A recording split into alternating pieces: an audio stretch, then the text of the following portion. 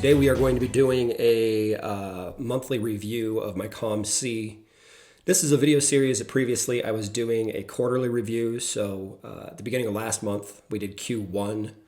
I shared the results from January, February, and March. I'm going to switch this though to a month-by-month overview, as I got just enough feedback via email from a handful of folks that are kind of following along and interested in seeing more of a month-over-month sort of view here. So hope you guys enjoy the video. Let's go ahead and just let's get started here. I'm on COMC, and if you're brand new to COMC or you're not fully aware of COMC, maybe you're new to the hobby or you're just getting exposure to COMC. COMC itself is probably the largest or second largest online platform for sports cards. eBay may be slightly larger. The irony at eBay is COMC is one of the larger, they're possibly not the largest on eBay, but they're one of the larger listing companies on eBay. You can actually list cards via COMC on eBay. As well, COMC, based upon specific quality cards that are on the site, they'll actually list the card for you, and occasionally you'll see that something that had sold via eBay, but they treat it as if that card was purchased on COMC itself. All right, so if you've signed up with COMC, and by the way, COMC is a free site to everybody. Once you have signed up, you have not only buying ability, but you also have selling ability, but you'll have a dashboard. And this may be kind of mundane for some, but one of the questions that I had received from the last video, somebody hit me up via email and asked my opinion or how I tracked data and the value of this general account information. So we're going to get to that here in a moment, but let's just do a quick overview of the dashboard. Now, my dashboard looks exactly like anybody else's dashboard. However, if you don't sell cards, then you may not have anything populated in this sales section. That said, you're going to have these menus over here. There's a buyer menu, a seller menu, and a general account menu. Then you're going to have your offers and proposals. And if you load money onto the COMC platform purchasing COMC credits, then you will have an opportunity to make offers on cards. I personally am a fan of that from a buying perspective. And I would say the vast majority of the cards that I'm purchasing and flipping, the vast majority of those I'm actually extending offers. And so, most of the time I have activity here where somebody's provided me a counter offer essentially. Then you're gonna have the selling section. And again, if you've never sold a card on COMC, you've never tried flipping a card on COMC, then you won't have anything in this section, and that's fine. But you'll have an ability to not only see the top 5 most recent, but you can look at all of your sales kind of throughout the history of time. Below that, you're gonna have the latest purchases that you've made. Again, top 5, and then an ability to look at your entire purchase history. And then we get over here to the final column. And in this final column, this is where you'll have an ability to purchase store credit. And again, one of the things that we're going to touch on today, so let's just go ahead and talk about it now. When you purchase store credit, you're essentially exchanging, if you're in America or if you're in Canada. If you're in America, you're exchanging USD. If you're in Canada, you're exchanging Canadian dollars. If you're in other parts of the world as well, you're exchanging your local exchange, your local currency. And what you're really doing is you're buying store credits. Now, those credits are 1 for 1, so $1 for $1. Now, there may be an exchange rate based upon where you live in the world. That I don't know. I've never purchased from Canada or any other spot in the world. So there may be an exchange rate. But here in America, what we have is a 1-to-1 USD or US dollar to store credit exchange. There's some benefits to that, especially if you're buying and selling, and specifically if you're flipping, because when you purchase the store credits, you're effectively paying sales tax on the amount of dollars that you load into the store or the amount of credits that you buy. And then you can sit there and flip card and flip cards and flip cards, and those cards you're not paying sales tax on. So the more cards that you flip, eventually you're going to surpass, in a positive way, you're going to surpass the dollars or the amount of money that you've paid in sales tax, and now you're getting a net benefit. Not going to go too far down the road here, this rabbit hole, but when we look at that versus a site like eBay, if you were to buy all the exact same cards on eBay that you buy on COMC, each and every one of those transactions on eBay, you're going to be paying sales tax on. It's a requirement, specifically in the United States. It's a requirement. Your country and COMC, your country and COMC may have, there may be other laws that I'm not familiar with.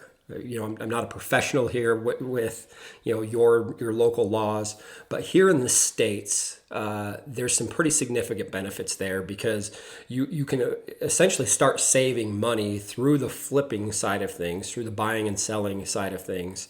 You can essentially save money because you're only taxed on the original credits that you buy.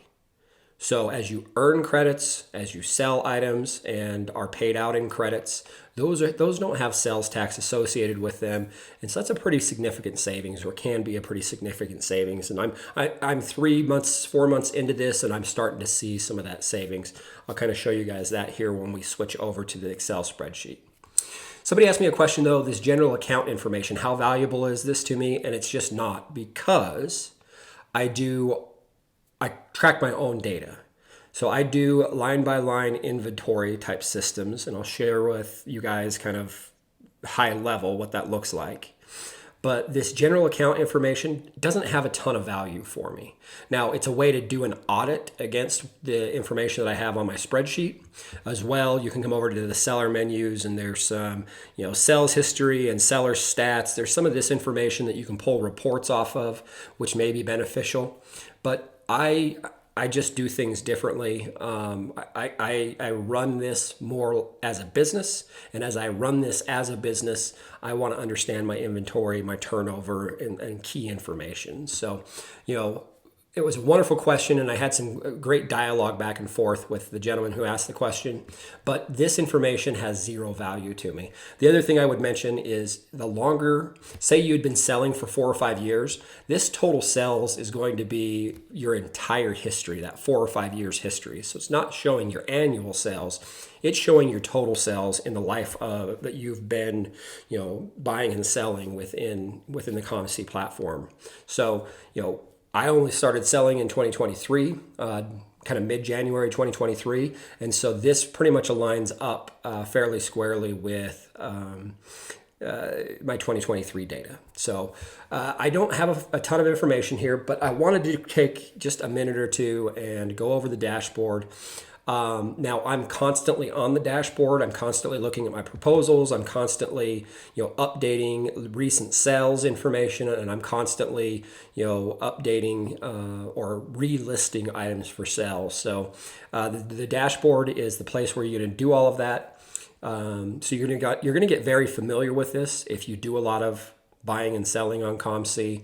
But for folks that this is the first time you're seeing this, I just wanted to give you a basic overview. Last thing I guess I'd mention is currently in my account, I have $5.29 to spend, which means I have taken all of the monies that have come to me, all the proceeds, and all of the original investment dollars that have come back to me, and I have reinvested those in other cards. So for me, I want to have this as close to zero as possible, because that means that I've got my inventory completely stocked up.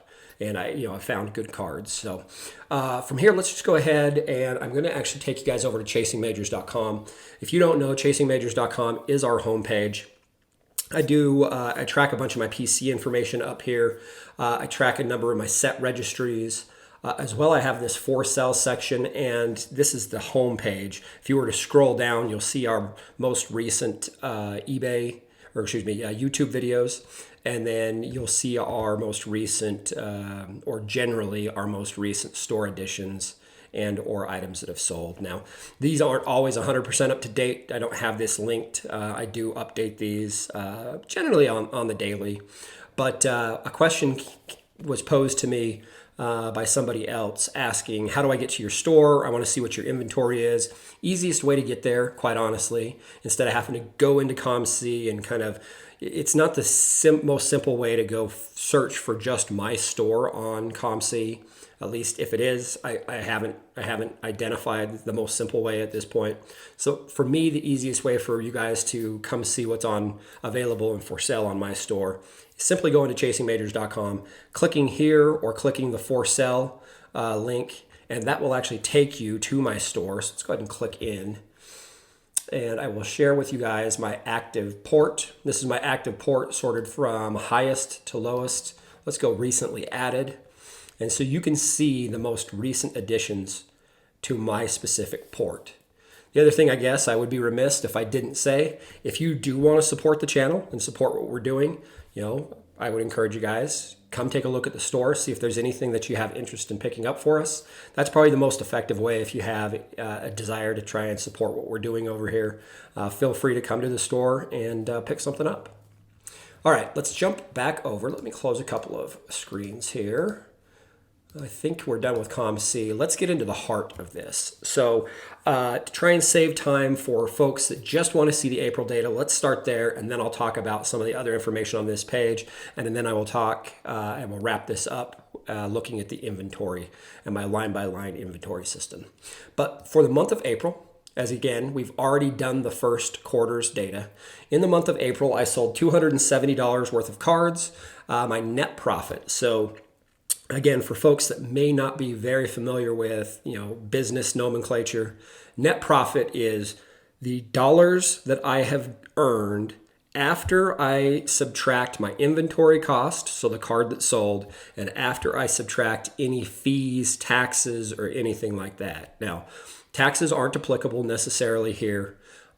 Fees are, because there are transaction fees that we're charged. We'll talk about that here in a moment. So my net profit came out to $80.80, which was 17.3% lower than the prior month being almost $100 or about $98. And we'll talk about that here in a moment, but I just want to make sure that we understand the items sold, that's the gross sell, and then so before any of the inventory costs or fees have been taken out. And then the net profit is what's left. Obviously, we want high net profit because high net profit are the dollars that we get to reinvest into cards and other inventory, or it's the dollars that we get to essentially put in our pocket if you were looking to cash out. All right, so why was April lower than March? Okay, there's a couple of reasons that I just want to make transparent. And there's a kind of a good news story here, so it's worth sharing. Kind of as we headed into April, my life and my attention got focused on tax season, and I had a handful of personal events and things that I had to take care of. And so I really went extremely passive for the first couple of weeks. Now, I did buy a few cards specifically for the store. I did list a few cards. So I'm not saying that I was 100% passive, but for the most part, the first 2 weeks of April, I was basically passive. Passive meaning I wasn't spending much time. The store was just what it was. People were buying things from the store. And I wasn't reinvesting that money very quickly.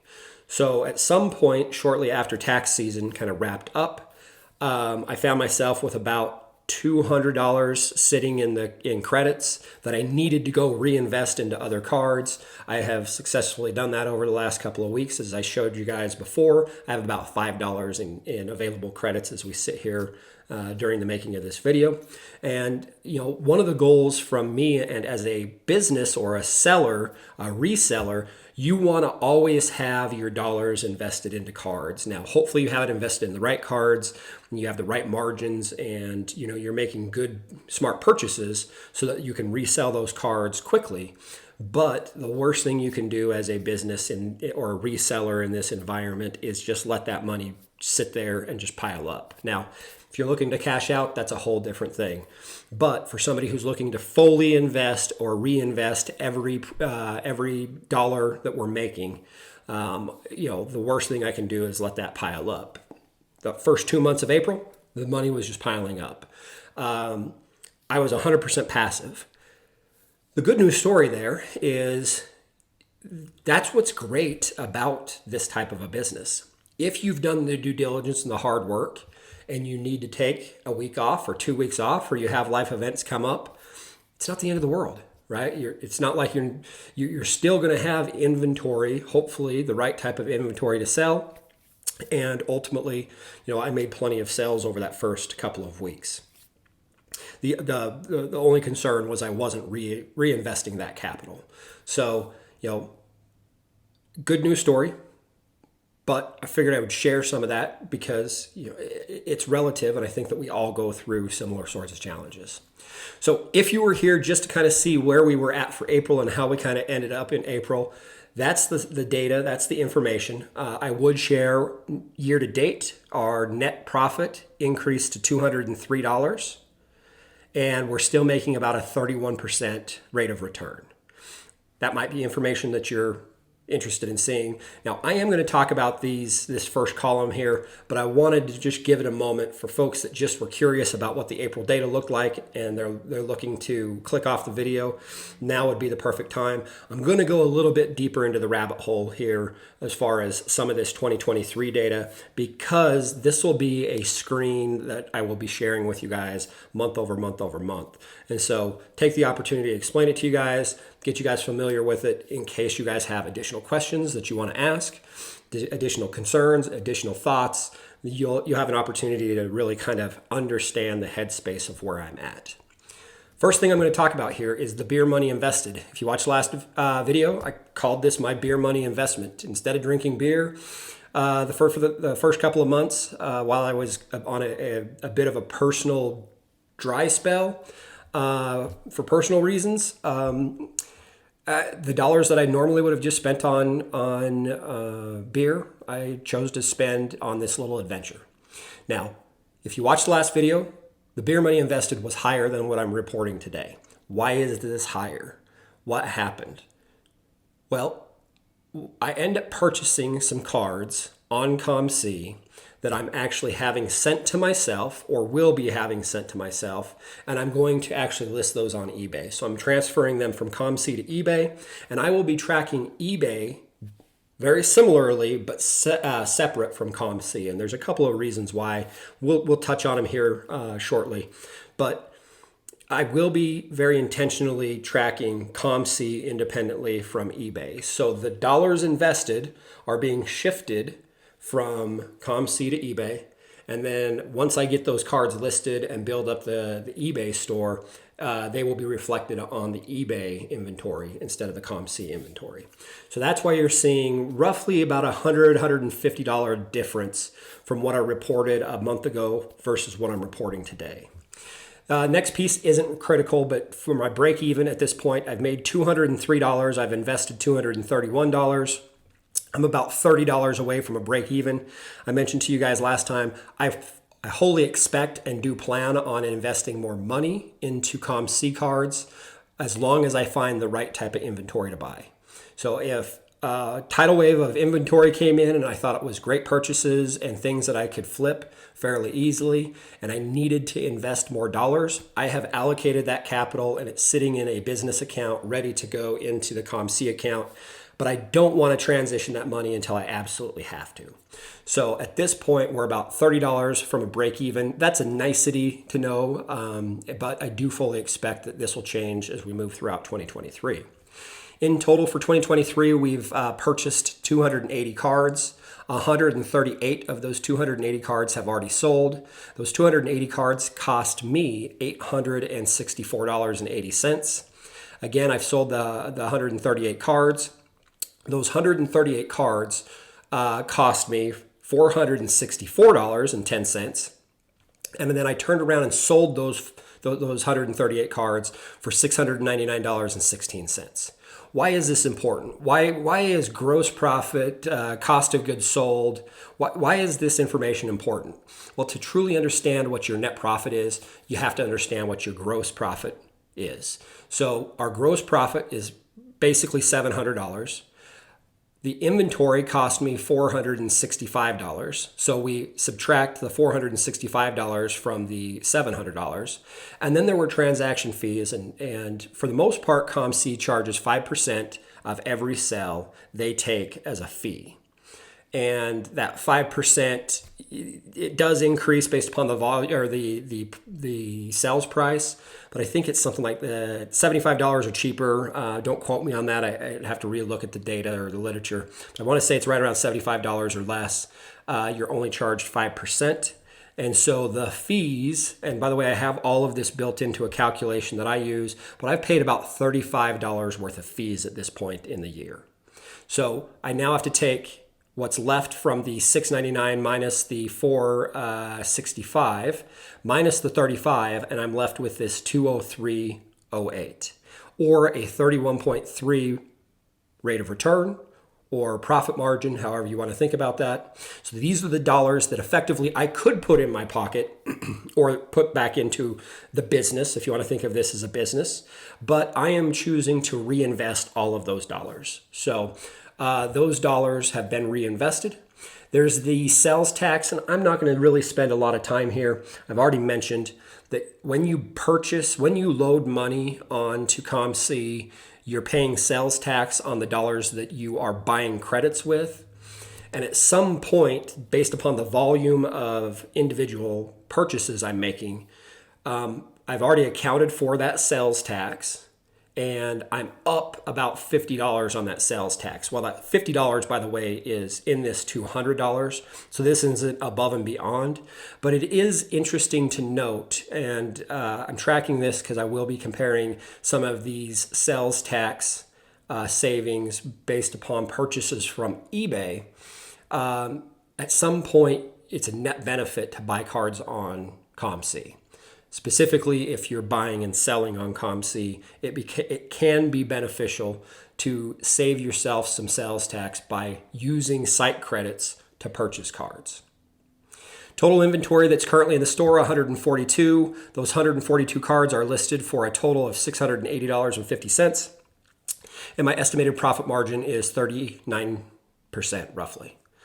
Now, I've shared this with you guys before, but if this is the first time you're seeing one of the COMC videos, if you make an offer of 95% to me, your offer will be auto accepted and the card is effectively yours. So, my suggestion to you all, if you're going to purchase a card from me, load money onto the site, extend an offer of 95%, assuming you want to buy the card and you believe that it's at a fair value. Offer me 95% and you'll be saving yourself effectively 5%. I don't accept any offers lower than 95%. It just keeps this more of a passive business where I'm not focused on a bunch of different offers. Either it'll be accepted at 95% or a seller will choose a different card or choose a different direction. Or excuse me, a buyer will choose a different card and choose a different direction.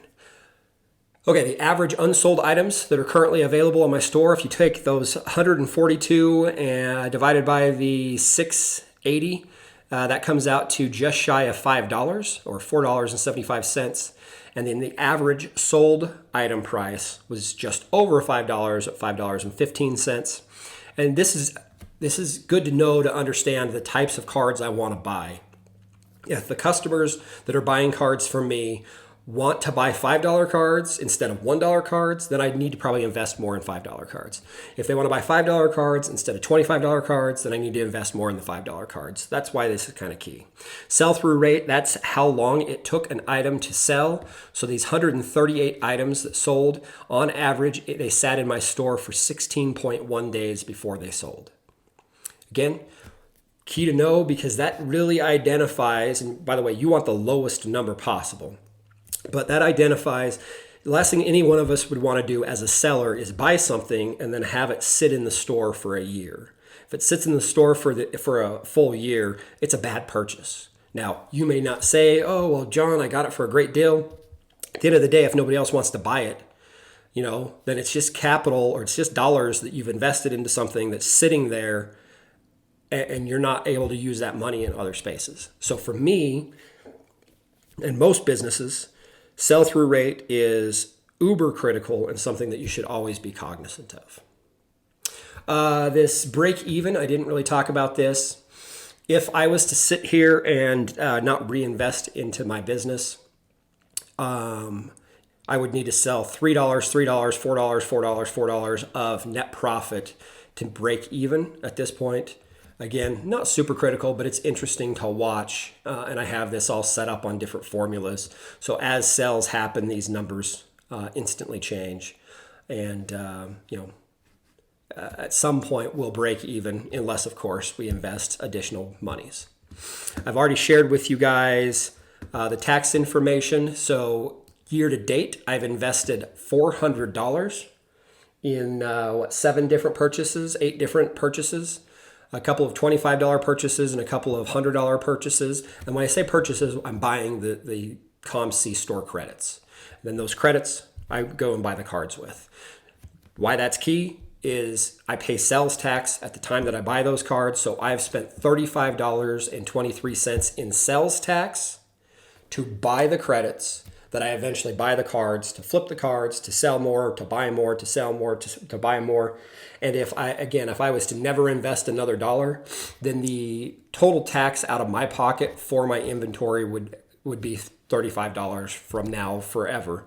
Of course, anytime I look to expand and add more credits or purchase more credits, I will be paying sales tax at that point in time. But this is key to know. And if you are doing this as a business and you're working with a CPA, these are some of the information that they're going to want to understand. So I did spend time with a CPA, really getting them to understand the COMC model from a reseller perspective.